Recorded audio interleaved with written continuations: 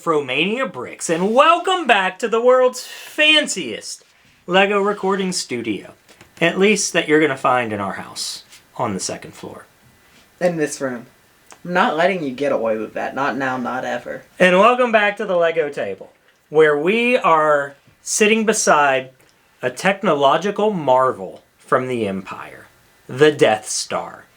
Today, it is going head-to-head with Spuppler. While this set is long retired, it certainly is still a sought-after set for Star Wars Lego collectors. So hopefully this Spuppler will let you figure out, if you don't own this set, should you track one down and add it to your collection? And if you do own this set, is it superior to all other sets in your collection? But before we jump into this today, Micah, I talked about this being a technological marvel. Did you know that of all of the technological advancements of the past 100 years, the dry erase board is the most remarkable?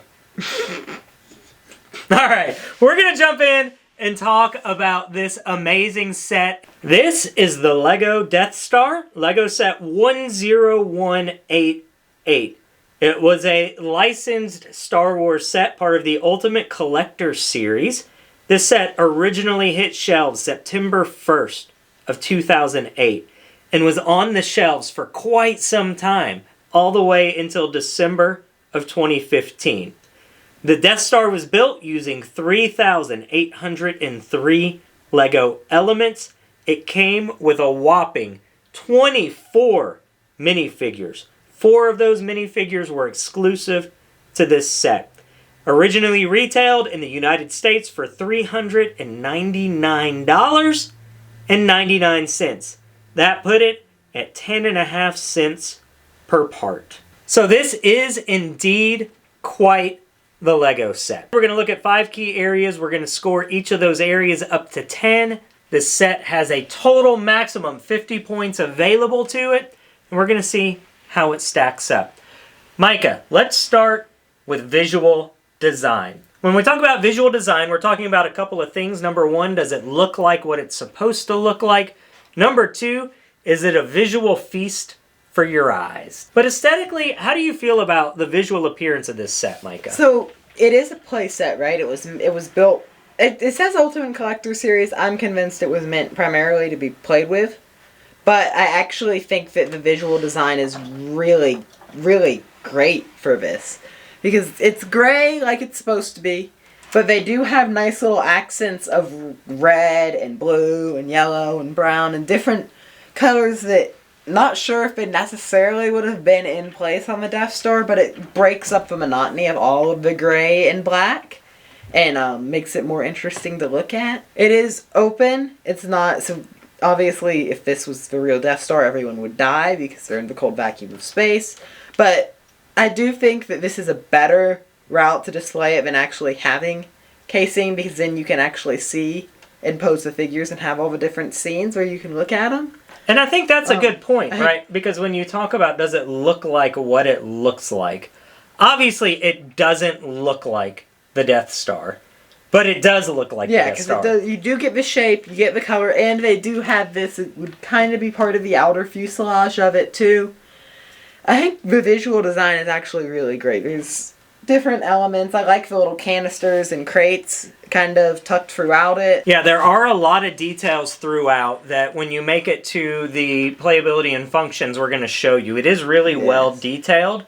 So from a playset perspective, it looks like a playset. I agree with you. It does not look like an Ultimate Collector Series set. To me, that would be a cased-in Death Star.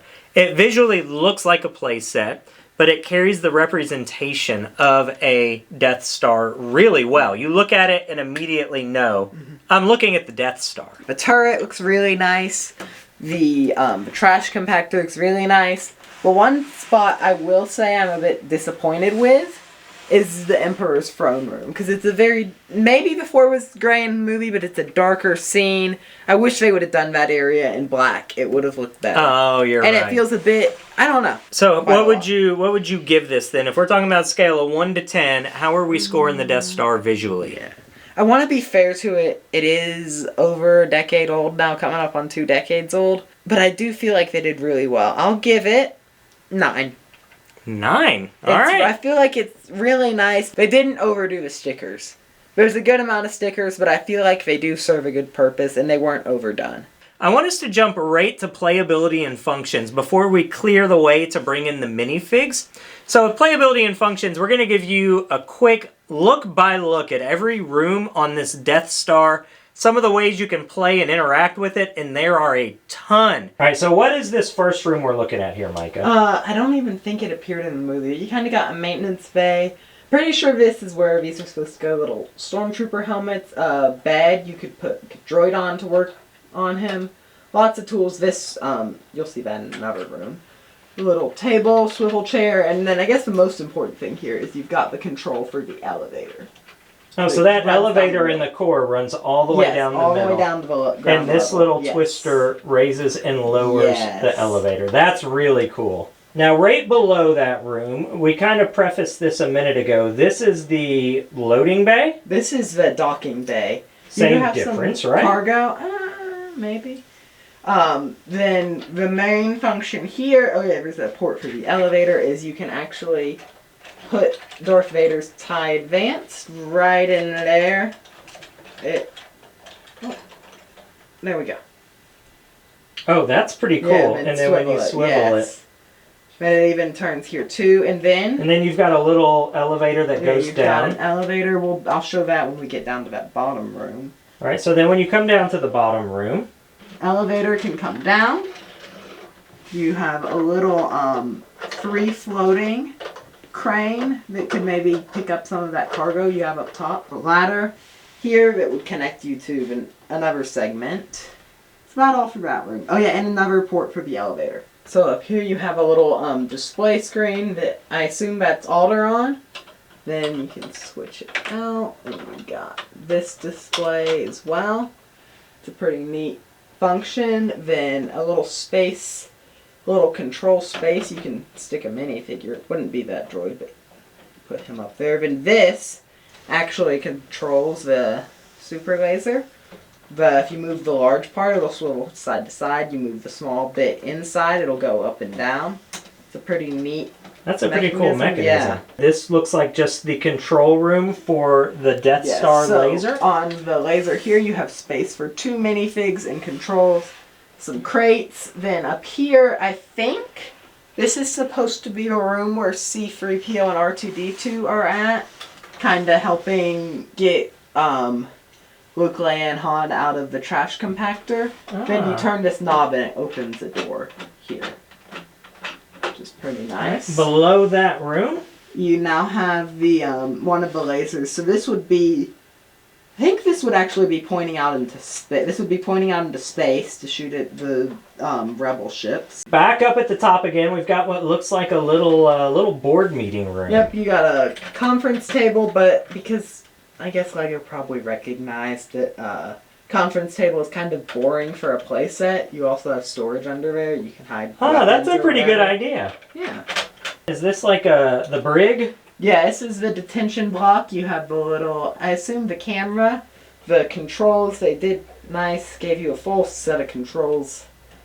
And then in here, you just have one cell that does fit a figure. It's spacious. You could stick a bunch of people in there, actually. Then I do like the forced perspective down here. It does look pretty nice. Oh, that is pretty cool. I never understood what that was. Now I do. Then you open up this panel here, and you can actually drop someone down into the trash compactor down here. That's cool. Oh, the trash compactor's down here. I see that. Comes with the little thing, the bar that Han holds to try and stop it. There is a door back here that actually will give you access to the elevator shaft. Then if you pull this bit out, it will actually compact on them. Yes. Wow. And then what is this other tiny little room beside it? This other tiny room is the shield generator that Obi-Wan Kenobi would disable. So you pull this, and then that blue bit is going to fall down and signify that you've taken the shield out. And wow. You can just push that right back up and push that in to reset it. All right, and we've got a couple of more little rooms up here. Yeah, so these are turbo lasers. These would actually be outside shooting at rebels. You can adjust them like this. And that little bar is what? This little bar will aim both of them. Down here is the this is the throne room you were talking about that you wished was in black. Yeah, you can drop a guy down there. Should be Palpatine, and then you also have this. You can flip down. Oh, that's pretty cool. Yeah. And then the throne. I already mentioned the window, some rails. Nothing too crazy in that. And then in the very bottom. The very bottom, this would be the scene where Luke and Leia swing across the pit. I'm just using the Stormtrooper. So is this to simulate like the core of the Death Star? I don't know if it'd be the core. I don't know where it would be. But this is where they both swing on the rope to try and make it to the other side. So there truly is a ton of stuff to do with this. Like when you say playset, this is a playset. It also comes with the garbage pit monster. The Dianoga. And then this thing is actually maybe my favorite detail in the whole set. You've got a little service cart, transport cart, and it has a little dial in there. And then it also has an homage to the classic blaster rifles. They'd started using the specific molded ones, but there is one of the vintage ones from a few years earlier. That's amazing. That is in there, which I just think is a neat detail they chose to include. I would venture to say this is the most playable set in our collection. Yes. Probably the most playable set ever. I don't even know that we need to discuss the score on this. This is a perfect 10 from playability and functions. There is nothing more playable than the Death Star. All right, Micah, from there, since we're already going out of order, let's go to build experience while it's sitting in front of us. This one I originally built because you were 7 years old when you got this, and you just weren't up to building it. So I did the first build of this. That has been 10 years ago now. I remember nothing about building this. You recently broke it apart, rebuilt it so you could have the build experience. Tell me a little bit about what building this is like. Yeah, I'll tell the whole process of what I did. So it had been sitting on the shelf for years, and it had been played on over years. So it was broken, missing things. There was a bag of parts that had fallen off of it. It was horribly dusty. So what I did is I brought it down onto the ground. I broke the entire set apart, sorted everything by color.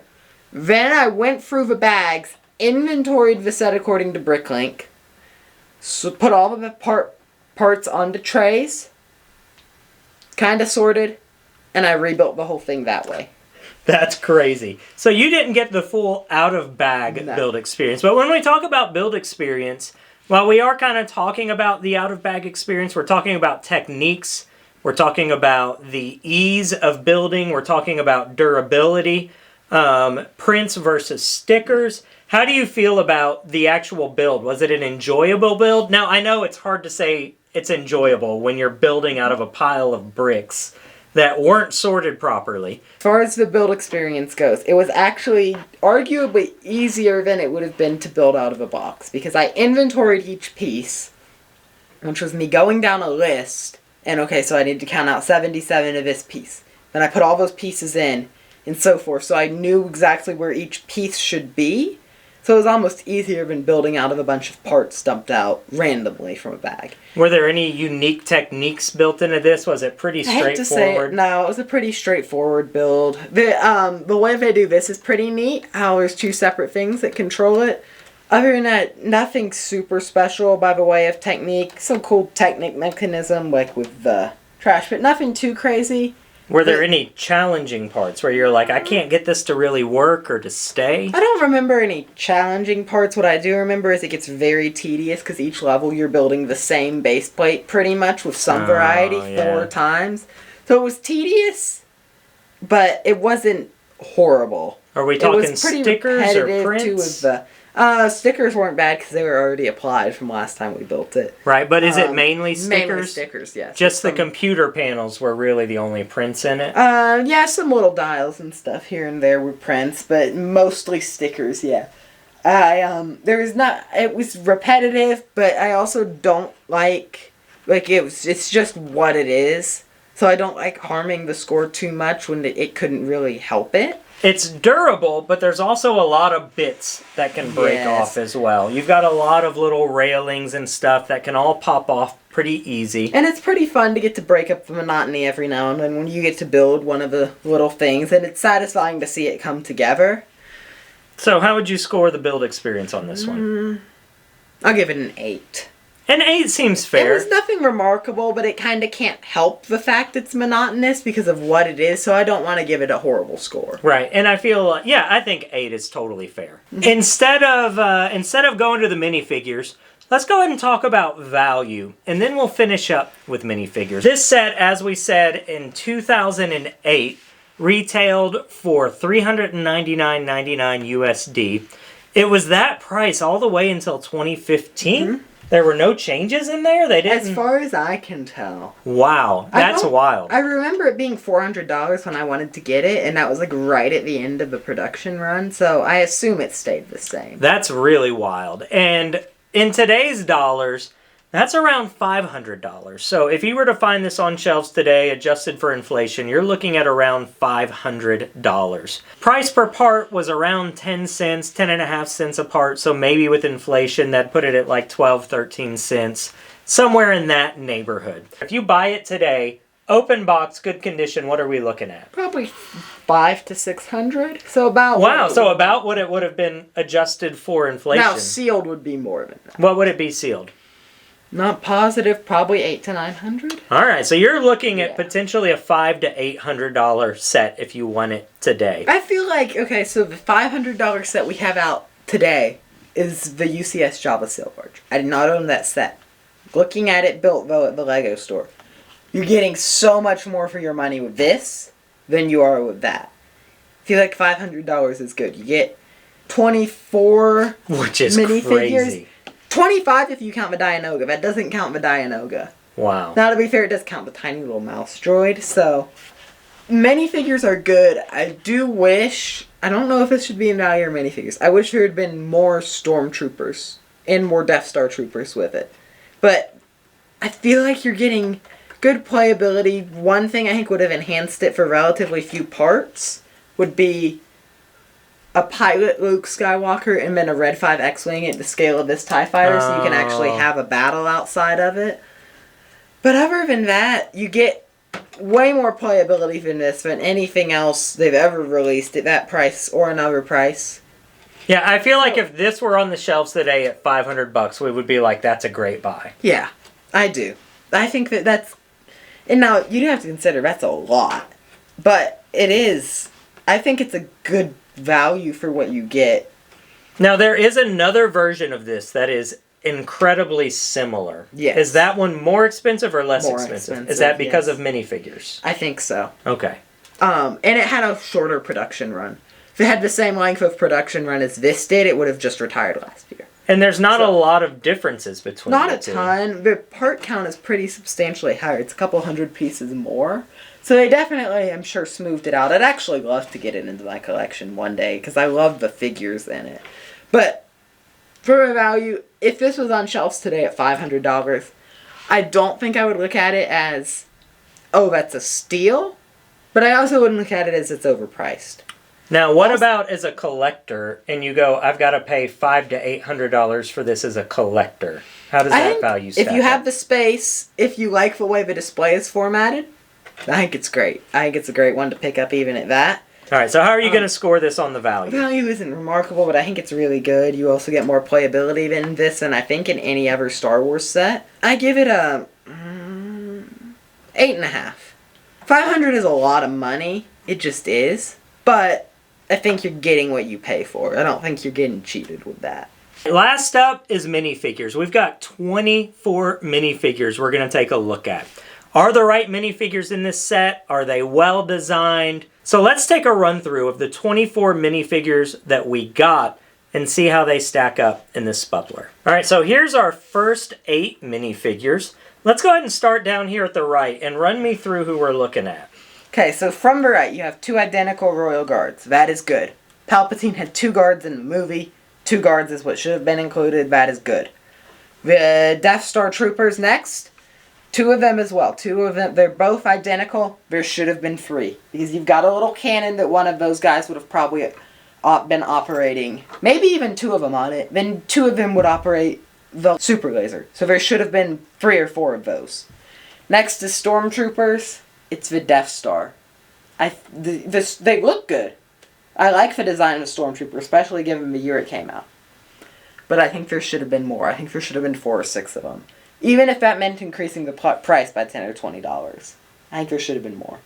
Then, next, you have Stormtrooper Han and Luke. There's 2 extra helmets included, so you can make them into basic Stormtroopers if you just want basic Stormtroopers. So, technically, you have 4 if you sacrifice them. The designs on the figures, they're dated, but I think it's endearing and good. Just wish there was more troopers. Alright, here's our next 8 figs. Okay, so from right to left, you've got a nice Imperial Astromech. I really like the kind of bronze copper color on him. No complaints with him. I think the printing is really nice and detailed. Then you've got an Imperial Protocol droid. I believe he was exclusive to this set. I'm not sure on the Astromech. He's really cool. I'm surprised he's not worth more. Mouse droid, he's all basic parts. I don't think he deserves to be counted as a minifigure, but Bricklink says he is, so he's here. Then another droid, he's like done in the IG-88 Assassin droid style. I'm not sure what he's supposed to be.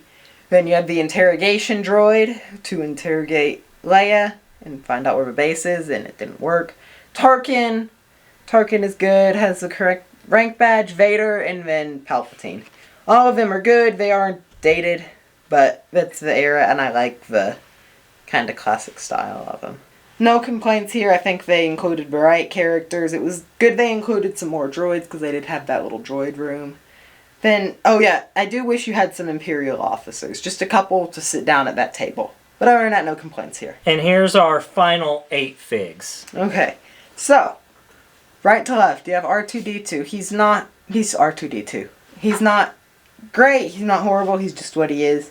C-3PO, I like the classic design, but I do feel like he's lacking some detail. I wish we had a little more detail. Same goes for Luke. A little lacking on detail, but he's fine. Obi-Wan Kenobi is great. Other Luke I think is great. Leia's great. Han is great. Chewie lacks some detail, but he's good. No complaints here, other than I wish there was a pilot Luke and his X-Wing, but I think they included all the important characters for the good guys. Alright, minifigures, we got a massive amount. You got to hear some of Micah's thoughts on who was included, who shouldn't be included. So where are we going to land with the minifigures, Micah? So overall, there were some that I feel like even given the time, maybe could have had a little more detail, especially when you compare them to other figures. But I feel like they included almost everyone who needed to be there. Just, I wish we had Pilot Luke and his X-Wing, and then maybe some more troopers. But they did give a lot of figures, so I feel like 9. There's some stuff that could have been there, but they also gave a lot, and maybe too much more than that is asking too much.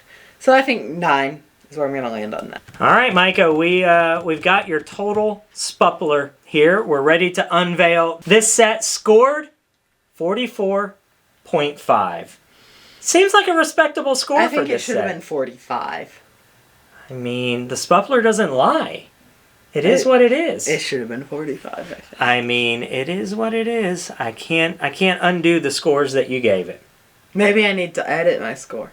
No, 44.5 for the Death Star. Micah, thanks for hanging out with the table. I know that you've got some neck pain today, and that it's been hard to sit here and talk about this set, but you made it through. I survived. Maybe the Emperor can, like, shoot it with a lightning bolt. Thanks for hanging out with us today. Let us know in the comments what you think about the Death Star and the score that Micah gave it, which was not what he thought it would be, but that's the way life goes. Hey, in the week ahead, go out there, give more. Do more. Ooh, almost got you. Share more. And love more. And remember, always show your smile. Your smiles, they truly are contagious. Give more, do more, share more, and love.